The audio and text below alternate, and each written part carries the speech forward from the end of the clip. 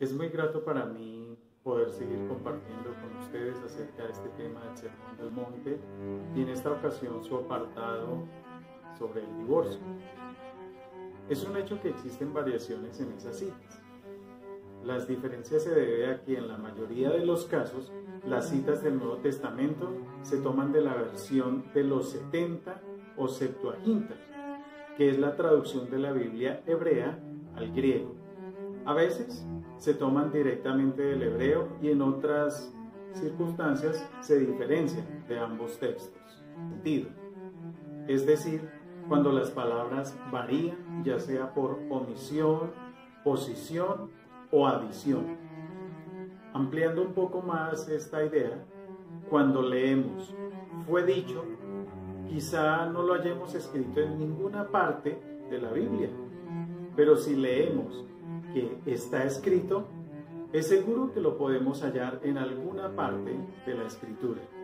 En este texto del Nuevo Testamento de Mateo se usa el vocablo griego apostación, usado para divorcio y traduce la idea de dejar de lado una alianza o compromiso. Históricamente, en tiempos de Moisés, con un pueblo errante, el varón podía despreciar fácilmente a la mujer que quedaba desamparada, porque el hombre podía seguir teniendo autoridad sobre ella aunque no la protegiera. Esta era una costumbre hebrea que no había sido legislada todavía por el Señor. Frente a la realidad, el Señor elige un mal menor. Ordena a Moisés establecer que el varón que abandonara a su mujer le diera una carta de divorcio, que le permitía a ella establecer un nuevo vínculo y recibir protección. Esta práctica, como sugiere el texto, era aceptada en los tiempos del Nuevo Testamento, principalmente entre el judaísmo farisaico, donde el hombre tenía plena libertad para dar carta de divorcio a su esposa, y lo hacían con frecuencia y por motivos futiles, según el relato de mismo Mateo, capítulo 19, en los versículos 3 al 10, conforme a una enseñanza presente entre los judíos. Con esto, colocaban a la mujer rechazada en una flagrante marginalidad y deshonra. En muchos casos, ellas no podían ver más a sus hijos, en vista de que regresaban a la casa paterna para las tareas más humillantes de la familia. A esto se sumaba la concepción que los griegos y los romanos tenían acerca del matrimonio. Los griegos daban a la mujer menos derechos que los judíos. Para ellos, la esposa debía quedarse en casa. De hecho, que una mujer casada andando por la calle sola era considerada una cualquiera. Pero para el varón griego era no solo una posibilidad, sino acaso una honra tener una hetaira. La hetaira era su amante, que eran mujeres dedicadas al sexo, y para el griego, mientras su esposa cuidaba el hogar, el placer sexual se obtenía con su hetaira. Estas tenían todos los privilegios, los mejores regalos y hasta las confidencias más íntimas de sus amantes.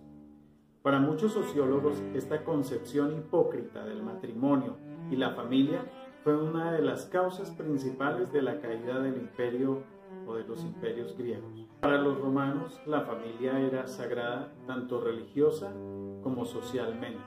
El padre tenía poder hasta de vida o muerte sobre los miembros de su familia. Un César romano que tenía el padre vivo podía morir si su padre lo determinara. La madre participaba activamente en la instrucción de los hijos, en el resguardo del orden y en la vida social. Era la contracara de la mujer griega y judía.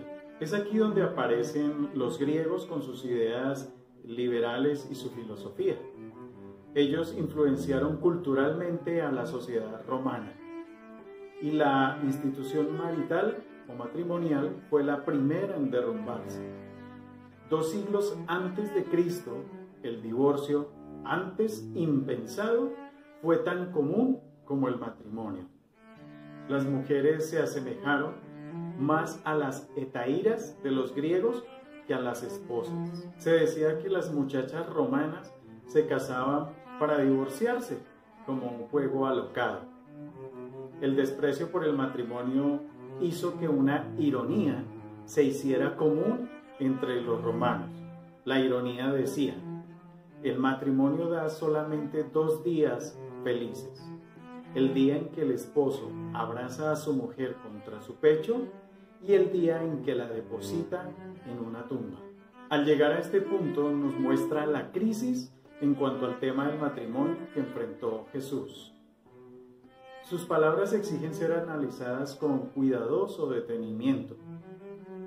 Jesús establece 2 principios fundamentales para los judíos que lo oían. En primer lugar, determina que no es honesto repudiar a la mujer por cualquier causa. En realidad determina solamente una: que ella haya sido infiel.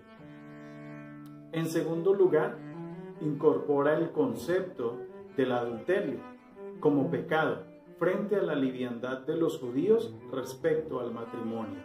Además establece que el hombre que repudia por cualquier causa a su mujer la impulsa al adulterio cuando ella busca protección en otro hombre, y que el hombre que aprovecha la situación de la repudiada se convierte en adúltero. No debe dejar de llamarnos la atención que Jesús hace responsable al varón sobre quien descarga la culpa, porque el Maestro reconoce la imposibilidad de la mujer en resolver libremente estos asuntos. Con esto coloca las relaciones entre hombre y mujer en un nivel de justicia. Al mismo tiempo, acusa a todos los escribas y fariseos de adúlteros, pues al afirmar que quien mira a una mujer con intenciones impuras, esto es, no siendo su esposa, deseando o imaginando tener relaciones sexuales con ella, ya adulteró con ella. Apunta a lo que se hallaba en el corazón y la mente de la mayoría de los escribas y fariseos. Podemos decir que muy escasos hombres escapan de caer en algún momento de su vida en esta tentación denunciada por Jesús.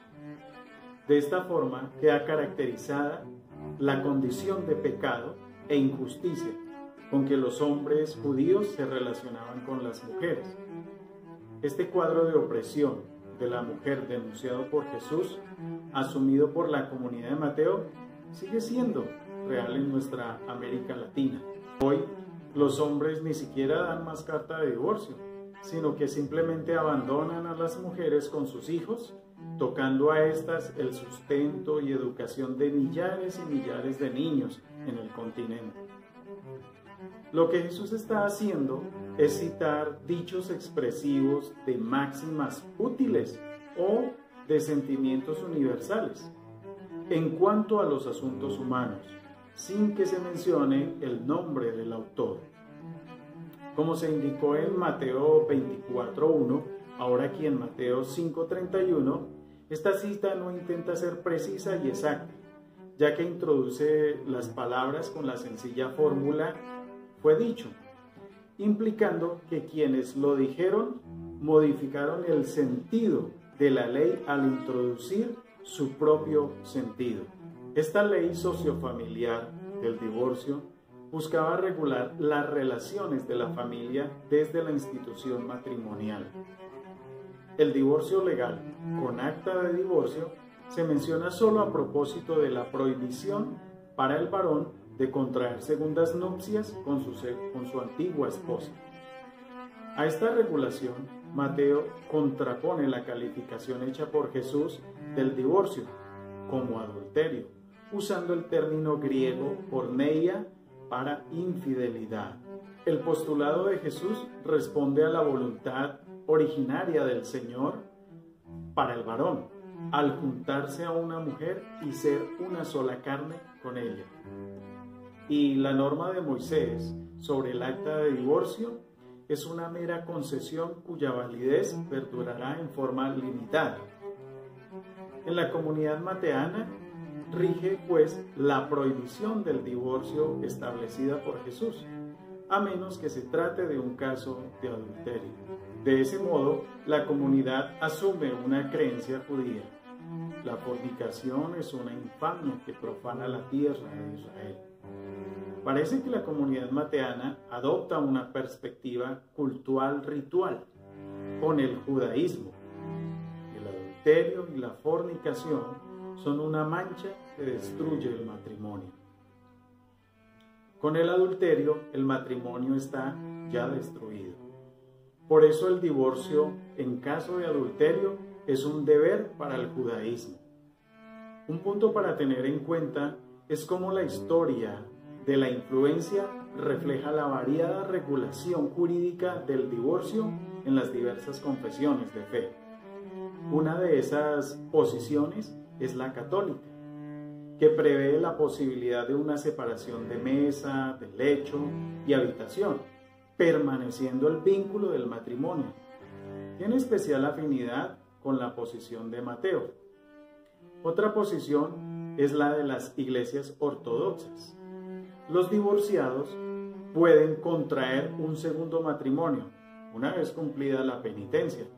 Algunos padres griegos admiten cautamente las segundas nupcias. Una postura más es la posición de las iglesias reformadas del siglo XVI, quizás a través de Erasmo, subrayando que el matrimonio queda destruido por el adulterio. Por eso es posible el divorcio. Otro reformador, Lutero, considera el divorcio tan detestable que prefería, en caso extremo, la bigamia. En cambio, Calvino reconoce que el adulterio sí es una razón para el divorcio, para cristianos, basándose en la Biblia. La cuestión es, pues, saber qué relación guarda el amor del Señor al humano con el postulado incondicional de la indisolubilidad del matrimonio. Ambas cosas se dan en Jesús, pero sin estar ligadas por una reflexión sistemática o un método determinante. Si la fe se percibe como una relación con el Señor, en la cual el Señor se mantiene distante de la realidad humana, introduce una profunda deformación en la comprensión de lo moral, creando el divorcio entre fe y moral. Así se vive de forma insensible y con una conciencia cauterizada y negada al compromiso de vivir amándose a sí mismo, pero además ocasionando un daño en el otro. Es urgente vivir inspirándose en la fe, en el Señor Creador, sintiendo motivación de amor fraterno que orienta hacia una doctrina psicoespiritual y social como base del respeto y la prudencia, para traducirla concretamente en categorías de acción, de participación, de empeño de parte de ambos géneros. Y si hablamos de lo ético y lo moral, precisa criterios de juicio, valores determinantes, puntos de interés común, líneas de pensamiento bajo principios, fuentes inspiradoras que inquieten a no dejarse contaminar, lo que significa aceptar la propuesta del Señor en cuanto al amor entre los seres humanos, demostrando de esta manera que se ama al Señor. En resumidas cuentas, bastantes defectos del pasado y del presente tienen su explicación en una educación que por exceso, moralismo, o por defecto, amoralismo, no ha situado de modo conveniente la ética y la moral, dejándolas por fuera del conjunto del mensaje que el Señor ha insistido. Es así como cada ser humano es responsable directo de sus pensamientos y sus acciones. Mi nombre es Néstor Venegas. Puedes compartir este video. Gracias.